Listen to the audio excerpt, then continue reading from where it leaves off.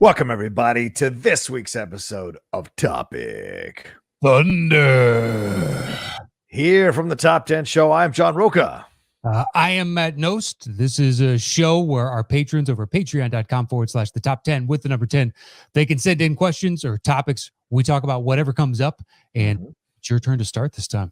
Oh, yeah. Let's jump into it. Let's see. Our first question comes to us from Lawrence Witt out there in the UK. He said, "Hi, guys. I had a question for Topic Thunder. I have a love for guilty pleasure monster movies, which I know are a bit rubbish. For example, I know Critters is not the best film in the world, but I thoroughly enjoy that film. I also have a love for Ghoulies and Q, the Winged Serpent, and other similarly schlocky monster movies. What are your guilty pleasures when it comes to movies? Thanks, guys, and stay well." Dude, what the fuck is Q the Winged Serpent? Have you never seen Q the Winged Serpent? Ooh, it's a nutty ass fucking movie. I can't think. Q the Winged Serpent. What? Q. Oh, dude, that sounds. Does he hang out with Cthulhu or however the Lovecraftian knockoff? It came out in 1982. And let me read you the quick. And this has got a decent rating. NYPD detectives Shepard and Powell are working on a bizarre case of a ritualistic Aztec murder. Meanwhile, something big is attacking people of New York, and only greedy small-time crook Jimmy Quinn knows where the lair is of this animal. And it stars Michael Moriarty, David Carradine, Richard Roundtree, amongst a few other kind of not notable, but you might know them if you saw them randomly in something, people in this thing. So Q the Winged Serpent. You don't remember this movie? That's surprising to me. All right. Looking at stills and whatnot from it now, this thing looks totally bonkers, man. Absolutely bonkers, dude. Yeah, this was a weird time for movies, man. I've never heard of this. How, like with a name that distinctive, how is that possible? Q the Winged Serpent. Tell me that doesn't excite any 6-year-old that hears it. It's true. Rolls off the tongue. Oh, what is that about?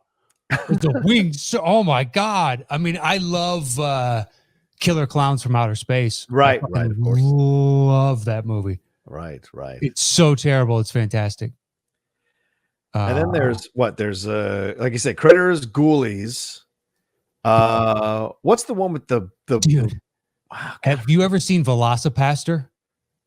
No. What's his face? One of the big guys over there at Shimoda Entertainment Network, and they were doing a watch along of that movie, Velocipaster. It's so terrible. It's amazing. Is it like Wolf Cop? Because I heard Wolf Cop was okay, but this one might be better. I haven't seen Wolf Cop. Okay. All right. This, I don't want to spoil. There's one part that I died laughing at because it was so bad. Oh, it was great. All right. Velocipaster. Toxic Avenger I always liked. Yeah, hell yeah. All the trauma stuff was fun to watch when you were a kid or a teenager and rented that VHS. There was like I said, it was Ghoulies, Critters. There was Chud. Remember Chud? Yeah, I remember Chud. It was fun. What was the other one? I can't remember the one with the basket. Like they had the basket, like there was something in the basket. And I can't remember. I don't know that one. That one was. What was the name of that one? There was. All right. Well, anyway, the question is like, what are your favorite guilty pleasure type movies? Like, do you have a genre that you go to that has more guilty pleasures than others? So just in general? Yeah, it's what it seems. I don't know. I don't know. Because if I like it, I like it. So it's not really a guilty pleasure. Okay. Even if it's awful, it's just like, yeah, but it's my kind of awful. So that's fine. Right. Well, do you have any guilty pleasures at all that you can? I'm sure I do. How about you? Give me a second to think. I just thought it was like, I had the Killer Clowns and I had the other, and I thought we were going like horror movie monster. We could do that. I mean, my brain was all set for that. We can go wherever we want to go, man. We can go wherever we want. It's our show. Well, yeah, we can. Well, what about just in general? Do you have any? Yeah, I mean, like, let's see. There's some terrible movies that I love, and I can't explain why I love them. I've always said this: A Million Ways to Die in the West. Can't explain why I love it. Okay. Hudson Hawk. I've talked about that. Staying Alive, I just got to interview Frank Stallone. I got to talk to him about doing Staying Alive, the soundtrack for it, and all the drama around that. It's that sequel to Saturday Night Fever. Pretty much all the Police Academy movies are guilty pleasures. Dude, some of those are god awful. You got to admit that. They are. Oh, not yeah. fun to watch. Yeah. Look, Transformers are guilty pleasure movies. Listen, I know these are not well constructed films, but I can't tell you why I just enjoy the shit out of them. But they make $3 billion a piece, so it's not a guilty pleasure. Like Hudson Hawk. All right. It was supposed to be big. It flopped. Everybody hated it, and you're like, my brain doesn't work when it comes to that movie. Is what you're saying. That's what I read between those lines. Look, I don't get to name my guilty pleasures so you get to make fun of them, and you don't get to throw in some chips too, buddy. You got to throw in some chips. What is like Hudson Hawk that was a flop, but I really enjoy. Fuck, I don't know. There's got to be a million of those. Okay, let me throw some out here. What about Anaconda? Do you like Anaconda? It's fine. All right. Big Trouble in Little China was a flop. Was it? Yeah, I don't know. That was a VHS tape to me. I have no idea what box office was, so that to me was a big movie. Bloodsport didn't do well. A lot of people a lot of normal thinking people think that movie is absolutely terrible, but people love it. But at the same time, who it's designed for, they love it, right? Yes, right. So yes. I think who Hudson Hawk was designed for, by and large, hated it. Yes. The comedy it was designed for, yes, 1,000%. So I think Bloodsport is utterly successful for those that like those types of movies. Like, no, that's not a bad movie. Trust me, I can show you other ones that I've watched that are dog shit. That's a good movie. What about Clue? A lot of people love Clue, but Clue didn't do well in the box office. Okay. I like Clue. Okay. I like Clue. I think I've only seen one of the two endings. Oh, right. I might have seen both. I don't know. I know I watched it more when I didn't know that there were two endings and they were far enough distance apart. So maybe I wasn't paying attention. And one time, because I've already seen the other ending 2 or 3 times, I'm like, I know this movie. Yeah. It made $14.6 million and it was made for $15 million. So however you want to rationalize this, that is a guilty pleasure movie because it did not do well at the box office. True. Although I bet you it's made its money back at this point, whereas Hawk might still not have. And then some. But the critic score on Rotten Tomatoes is 65%. So it wasn't a beloved movie in any way. Clue? Yeah. I think it needs to be worse. I think critics need to, like, what's Hudson Hawk? 20s, 30s? Yeah, Hudson Hawk is like probably down in the teens, to be honest. Yeah. That's much more of a guilty pleasure. But I can quote that fucking movie. That's how deep I am in the hole for that movie. My brother loved it when we came out. He fucking loved it. And I was like, I don't understand with the singing and the. Yeah. Did we need to see his Chris Gaines Bruno character really do a movie? No. No, we didn't. Oh man. That's 30% on the Rotten Tomatoes. Yeah, I think you're in the sweet spot right there. And what's the audience score on that? 56%. 56%. It's not bad. It's not too bad. It's about 50. It's about 50. Sure. What about Johnny Mnemonic? Do you like Johnny Mnemonic? Did you like that film? I didn't like that film. I didn't like that movie. Okay. All right. Ooh. Con Air. What about did you ever see Virtuosity? Oh God, yeah, I didn't like that movie. I enjoyed that in the theater. I haven't seen it forever, but I enjoyed it in the theater. Denzel. I remember that walking out and I was like, Russell Crowe, Denzel, that was pretty good. You know what? That's good. It's an interesting idea, It's an interesting. You should love it. It's robot overlords trying to take over, and yet we thwart them. I like what you did there. But I imagine, it's got to be terrible. Yeah, I just think it was an undercooked plot. Like I was just like, this seems just an excuse to put these two dudes in a movie. Mm-hmm. Whereas later, when Denzel and Russell and Denzel are in Virtuosity, right? Gangster. So it's a lot better movie, American Gangster. But it was also trying to be. Virtuosity was supposed to be like, a Total Recall type of. True. That's the expectation level. The Con Airs, that type of world is what we're aiming for on this. Who directed that? Brett Leonard. Who the fuck is Brett Leonard? Oh, wow. A lot of people in that one. Kaylee Cuoco's in that fucking movie. Tracy Lords. Wow. I was going to say Con Air, but Con Air made $224 million in the theater. Yeah. So that's not a, It was huge in the theater. I remember it was one of the summer movies. yeah. Ooh, what about Face Off? Is Face Off a guilty pleasure? Like a lot of people. I think most people enjoy it that are into those movies. Like I'm one of the people that I fucking hate that movie. Yeah. I used to champion that movie, say it's the best thing that John Woo did stateside, but like you can't watch that movie now. It is so fucking bad. It fucking grossed me out. The face palm the family does to each other, that's their calling card. Who just open palms their sweaty fucking paw and rubs it across a loved one's face. And that's how they knew each other. Like, what the fuck? Oh, I love you. Like, were our ancestors all blind? And like, that's just something that's been passed down? Is that a cultural thing from whatever village we came from in the old country? What the fuck is that? Face Off. And they're both just hamming it the fuck up. Oh yeah, both of them were just like, oh yeah, just indulge your worst. That was instincts. Russ Crowe and Virtuosity was just chewing scenery. Yeah, I liked it though. You liked his version of chewing scenery better. Well, I mean, no, there's different flavors. Yeah, well, no one chews better than Nicolas Cage, really. But in this one, I think it's a step too far. What about Howard the Duck, man? That's a guilty pleasure. Some people do defend that movie. I hated it as a kid. Me too. Absolutely horrific, that movie. So I have no intent of ever going back to watching it. I've seen it twice. I know that for sure. Right. But I fucking hated it. I would wanted to love it. But yeah, I wanted to love it too because George Lucas produced it and you thought for sure.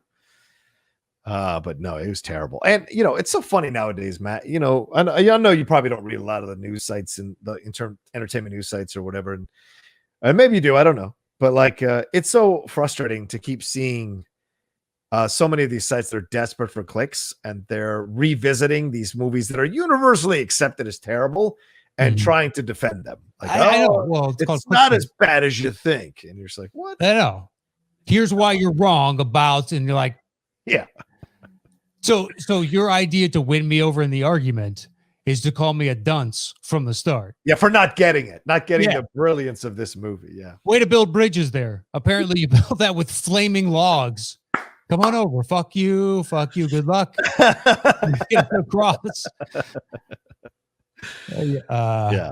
I mean, I love Bibbs, but that podcast of his where they go after these like terrible movies and try to honestly tell you that they love them. I can't figure it out. I can't put my brain around it. It's as much, and it's not much, but as much as I know about Bibbs. Yeah. It seems like what he's into. Yeah. Oh, he's totally honest. Yeah. So yeah, it's like, okay, that's what Bibbs does. I like that. Mm-hmm. At least it stays true. Yeah. That's for sure. I know, but maybe you become, I can see what you're saying, where some of those people do morph into, oh, I got to be that guy. Yes, that's what I sense sometimes. I'm not trying to put them down or criticize. Yeah. Just saying sometimes I sense that they have to stump for a movie that's terrible and try to defend it. I can't remember what it was. During one of the hangouts with my patrons, somebody mentioned a movie that Bibbs was defending, and I was like, you got to be kidding me. It's an impossible movie to defend. But we all have our things. Like Jennifer's Body. What it was? No, I don't. I wish I could remember what it was. I would totally have brought it up for discussion, but I don't. Okay. It's all right. Yeah. No, I don't remember it. What about Jennifer's Body? You ever see that? That's a no, I never saw that. That wasn't made for me. Johnny Dangerously? Maybe a little bit. I don't like that movie. I gotta tell you, I didn't see it until it was on Comedy Central in like the early 2000s, late 90s, early 2000s. Yeah. And it was just like, okay. I don't know. Maybe I was just past that. Had I seen it younger, maybe when I was older, it just at that stage. Yeah. And it was on for a while. I saw Johnny Dangerously quite a few times. What did Point Break do? Did that make money? Did that make money?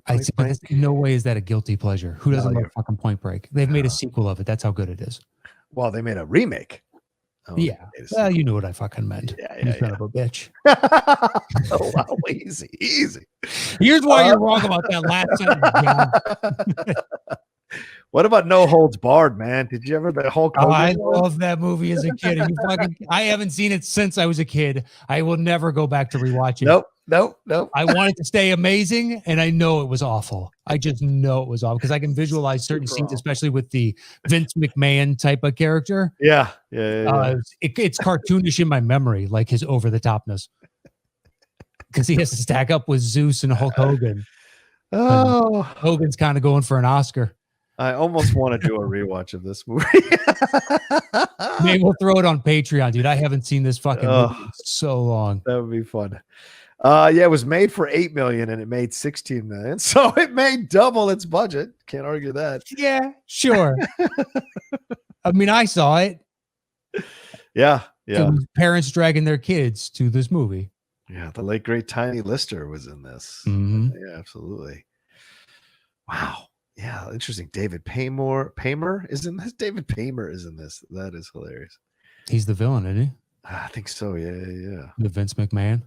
No, the Vince McMahon is Kurt Fuller, isn't he? Or is he the producer? The guy that plays the bad guy in Wayne's World as well? The same guy that does the bad guy? Hold on. Oh, maybe Now not. I got to pull it up. Yeah. No Holds Barred, son. Yeah. Oh, Roadhouse. Oh, the still. Nah, everybody loves Roadhouse. Do they? All right. Yeah, Kurt Fuller. Yeah, he plays the bad guy. Hey, Roadhouse, 15 million budget, 30 million box office. So, I mean, if you're gonna give No Holds Barred some shit, Roadhouse had the same thing happen. It just only made double its budget. So, but there's a reason that Roadhouse still exists, just as a verb in and of itself, or maybe even it's like Smurfy. You could probably describe a situation as that place was Roadhouse, and you would know exactly what they were talking about. Whereas if I was like, that's No Holds Barred, that is utterly meaningless. It means the phrase of No Holds Barred. Also, it was like crazy, like both sides were going at each other. What does that mean? Right. Whereas like, dude, Roadhouse, and you're like, all right, I got you. I know exactly what you're talking about. I just think that Roadhouse has permeated more of the pop culture over generations as opposed to No Holds Barred. This is hilarious, man. Apparently, Bill Murray, in an interview with Anthony Bourdain, lauded a Roadhouse as an unappreciated film with a complex plot that has respect among actors in the film. I thought you were going to say because Bill Murray has turned down a ton of amazing roles. Yeah, one of them that he was originally offered the Patrick Swayze. I genuinely, when you started that, I was like, look at Bill Murray was, and I was like, did he get offered this too? Like, it's crazy the projects people visualize him for. Look, I think Roadhouse has to be considered a guilty pleasure. It was nominated for 5 Razzies. You don't get nominated for 5 Razzies and not be in the consideration for a guilty pleasure. They created a separate category. Just it was the razzmatazz of the Razzies, and it was the good of the bad. Yeah, is that what it was? Yep. So they got nominated for Razzies, but it was the razzmatazz category. Brilliant. Yeah, brilliant. So you don't need to look that up. Trust me. Verify one source. That's good journalism. No need to bother with it. No need. Got to move on. You got to believe what. Who else can you trust? Who else can you trust? This is gonna break your heart. Rocky IV was nominated for a Raspberry in 1985. I'm not surprised. For worst picture ever. Wow, worst picture of the year, rather. Nominated, but did it win? No. Oh, Year of the Dragon is a guilty pleasure of mine. Nobody talks about that movie. That was Mickey Rourke. Was it 1985? Yeah. Okay. He's chasing down John Lone as the main villain who plays Iceman. Remember? Yeah, Michael Cimino directed this one. So, and Oliver Stone wrote the screenplay with Cimino. Yeah. This is good.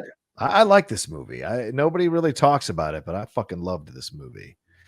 I couldn't tell you anything about it. I know I've seen it, but I want it to come up in the Schmodown as a 5-pointer and someone not get it and then me smoke them. All right. Anyway, that was that question. Should we move on to one more? Because we spent about 20 minutes on that question. Yes, we did. It sparked good conversation. Thank you, Lawrence Witt. Thank you, Lawrence. This was from Matthew Simmons. Oh, okay. And says, hey, guys, I'd like to start by recommending the film Your Name. since neither of you had it on your body swap movies list. I know you Okay. both aren't the biggest anime fans, but this is one you should go out of your way for. I think it's a contender for the most beautiful animation in any film, and the score and emotional payoffs are top notch.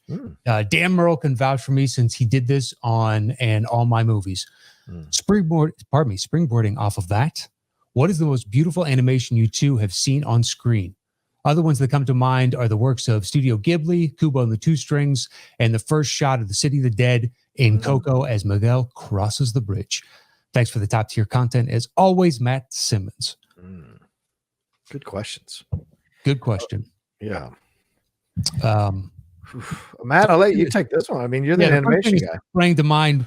You brought up Kubo, but I think Yeah. Missing Link, its best attribute is its cinematography, just the beautiful animation that they've created. They take all these God's eye views, and it just looks gorgeous. The movie is just fine. Okay. Yeah, I thought the movie was okay. Yeah. I was expecting. I like those a lot. So that's better than Box Trolls, but it's probably second to last of theirs for me, at least.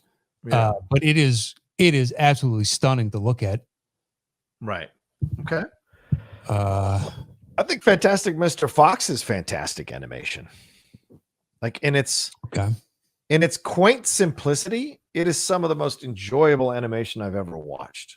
And I know it's stop motion animation, but still counts. And there's so much about that world that he brings to life through the animation that makes it enjoyable to go back to and watch all over again, like over and over again. Mm-hmm. So that's a good one. Let's see. What other animation? What about Ghost in the Shell? Or Akira, any of those? Or Akira, as Emma Fife likes to correct me all the time. I saw those in the 90s, late 90s in high school. Yeah. So it's been a while. I know I like Ghost in the Shell a lot. Yeah. Okay. Let's see. Kung Fu Panda 2. Ooh. I love the opening with the shadow puppetry, and then the overall look of Gary Oldman's character as the villain. I think it's stunning every time when it fans out his feathers and then those turn into weapons. But they have numerous shots. They stage it so beautifully. A lot of the settings too. Yeah. Medieval China type of China. Yeah. I thought Into the Spider-Verse had beautiful animation. Yeah. Good call. For what it was. It was gorgeous. Very gorgeous, right? Yeah. Yeah. It looked like a comic book come to life. And all the cool little, in certain scenes, especially the one that stood out the most for me was in the subway fight scene type of stuff. Oh, yeah. And as the lights flashing off of cars and whatnot, you could see layering that you see in comic books. You can see the overlays they use, and they use them in different parts as well, but it stuck out quite a bit there. It's like, what a great, interesting choice. Yeah. So you could tell the time and love that they fucking put into that. Yeah. Great call. Have you seen Soul yet? Yeah, I saw Soul. Dude, that animation in Soul is stellar, man. I know. when they're up. I mean, just the visual of him when what happens to him, and he's out there as a soul the first time, and he's looking at where he's headed. Yeah. And when they do the the faraway shot of where he's at, I lost my shit, man. I just was like, this is the most gorgeous animation I've ever seen. Yeah. I mean, there's tons of great animation. What about CGI? Fully CGI. I know everybody loved Jungle Book. Yeah. I didn't see that yet. Okay. But you mean like Lion King CGI, or do you mean like that? Well, anything like that, like that's still animated. So it's just like, what about these animated characters within? I mean, you could easily say Groot and Rocket. Oh yeah. Thanos is stellar. You're right about that. He looks real as can be. That is incredible. Yeah. I mean, Nebula's more makeup. Yeah. So let me see. That's a great question. Yeah, because some of the other of Thanos' crew, the guy that had telekinesis, he looked like a CGI character. Yeah. It looked phenomenal, but Thanos somehow looked real. Yeah. Like just a big, huge Herculean type of, human almost. Yeah. I'm trying to think. I think Rocket's a great choice, man. Yeah, Rocket. I couldn't believe they pulled that off. It was so believable, especially because, like, you look at the Lion King, you go, "That's kind of terrible. How did they not get?" And then you look at Rocket, and you go, "How the fuck do you not make that technology into the Lion King? Like, why is the Lion King not as good as Rocket is in the Marvel movies? It doesn't make any sense. It's literally the same umbrella. They're all under Disney. So what happened here?" Between that and the choice of Bradley Whitford doing some, to me, somewhat nebulous East Coast accent. You mean Cooper? Yeah. Or, pardon me, Cooper, sorry. Yeah. That was the choice. Hearing that beforehand, it's like, yeah, Bradley Cooper, and he's doing like a New Yorkie, but kind of not really type of voice. It's like, yeah.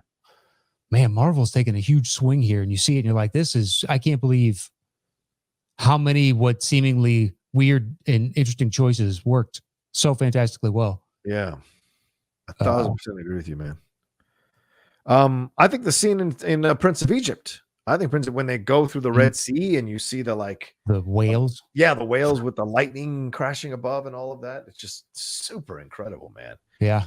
And even the way they do the hair as it brushes across his face, I think both him and Ramses, both Moses and Ramses, they're animated. Oh shit, fuck it. The whole movie is beautifully animated in my opinion. It's so much fun to go back and watch. Yeah, all right, what else we got? There's tons of great animation out there. Yeah. But for its beauty and scope. Because you could say a lot of the Pixar's, okay, sit down and watch, you can get immersed in the vivid colors and, the transition between all these different adult themes, and you get sucked into their world inside out within a child's imagination. And you can get connected to animation that it's difficult to, like Bing Bong. Yeah. Oh God. Find me a character in a live action that you cared that much about in that short amount of time. Bing Bong went down. You're like, man, animation can be so good because you connected. Everybody connected with Bing Bong. Dude.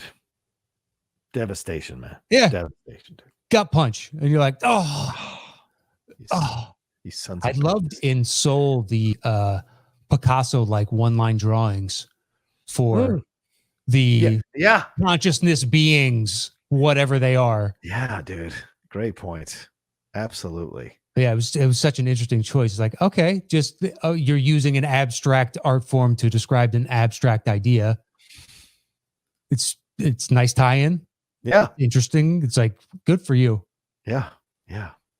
Fuck. That's what killed me about Onward. Onward did not seem like a Pixar movie in the slightest to me. No. Yeah. And it's weird how they have these ones that come out. And look, what's his face came out, Pete Docter, he is one of the co-runners of Pixar, and said they're going to start doing 3 films a year, possibly. And I'm just like, hey, we're going to get in trouble here, like we're doing more, or maybe 1 or 2 films a year, but still that's a lot. Yeah, that's a lot.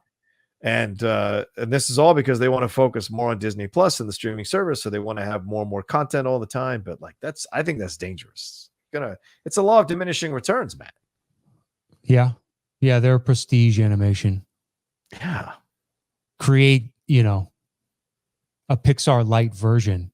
Either rename it or give it a Pixar's this, and it's like a side brand, and they can churn out the 2-3 over there, and it doesn't affect the overall prestige brand of Pixar, like a Pixar event. Just like there's Marvel TV shows and Marvel, movies and Star Wars. Yeah, exactly.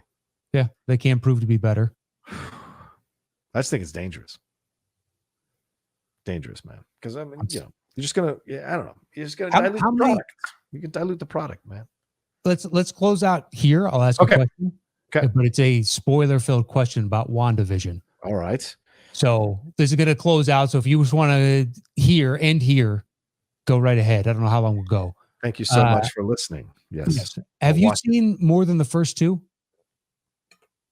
Yes. Okay. At what point does this break? Next episode. Okay.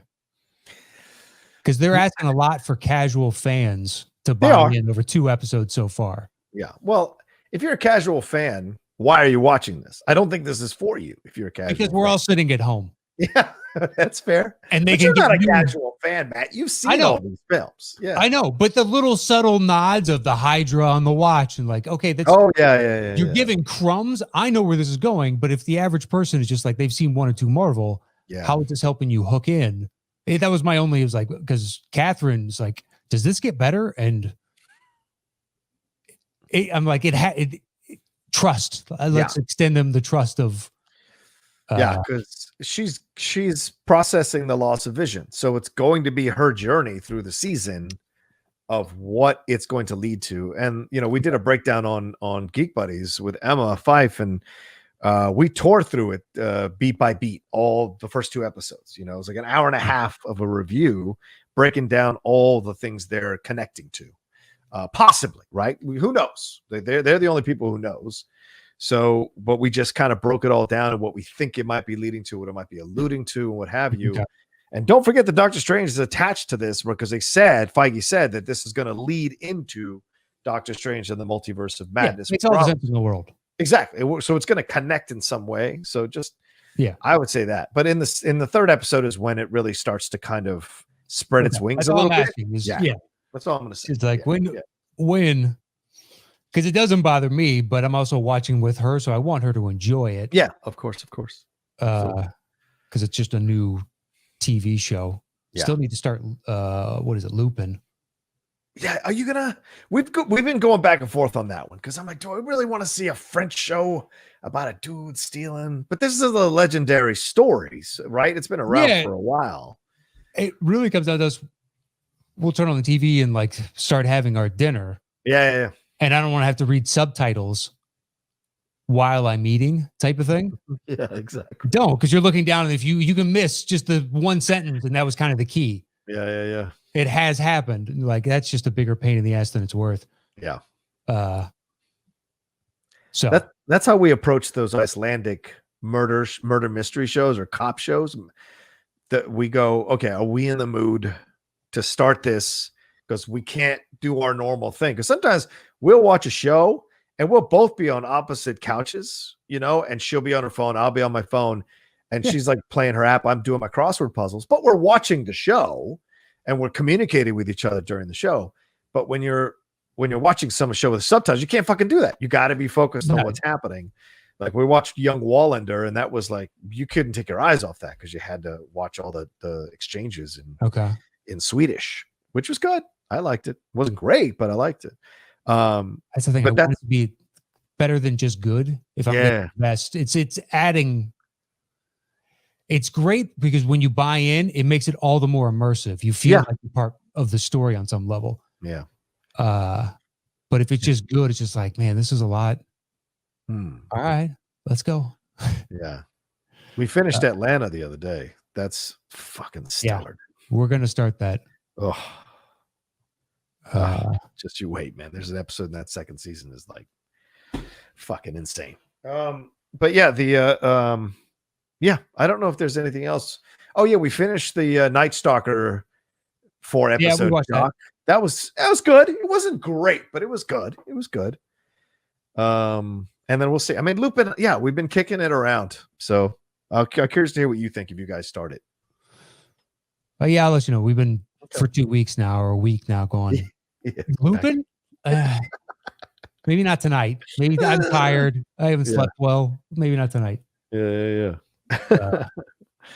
Anyway, we're at 34 minutes. Let's wrap this up. Thank you all so much for listening to this episode of Topic Thunder or watching this episode of Topic Thunder. We can't tell you how much we appreciate it for sure. If you want to send in your stuff to us, send in your questions, thoughts, comments. You can see sometimes we'll do 4 questions. Sometimes it's just 2 questions as this episode. Sometimes it's 1 question. It just depends on where the question takes us and sends us. So thank you to the 2 people who got their questions asked today. We really appreciate it. And if you want to be part of the mix, hey, this is the time. It's a new year. It's 2021. Come be a part of the Top 10 Patreon. Come support us, for God's sakes. www.patreon.com/the-top-10, the number 10 there. $5 and above, and you get to send in questions, right? Write it down. Exactly. Write it down. Write it down. $5. The cost of a Starbucks on a Tuesday morning, you can have an entire month of extra content, and you get to send in your questions to us to have and be a part of our show, which is great. All I could think of was after the cost of the Starbucks. Then there's just some backup dancers that come in. You don't need that Starbucks. You know what I mean? We could turn this into like a weird James Brown type of soul calling between you and the ladies. But yeah, please join us over at patreon.com/the top 10 with the number 10. We would appreciate it. And we thank all our patrons that support us. It means the world. And boom. Yeah, there you go. Follow Matt at Matt Nost. Follow me at The Rocha Says. And listen to our main show. We're going to be dropping some information for people. Or did you listen to the main show already? We dropped some information. Remember that information. And if you haven't listened to our main show yet, go back and listen to it from this week, and you'll hear the big announcements that we've got coming up for you and for our patrons as well. So, all right, we'll talk to you next time on another brand new episode of Topic Thunder.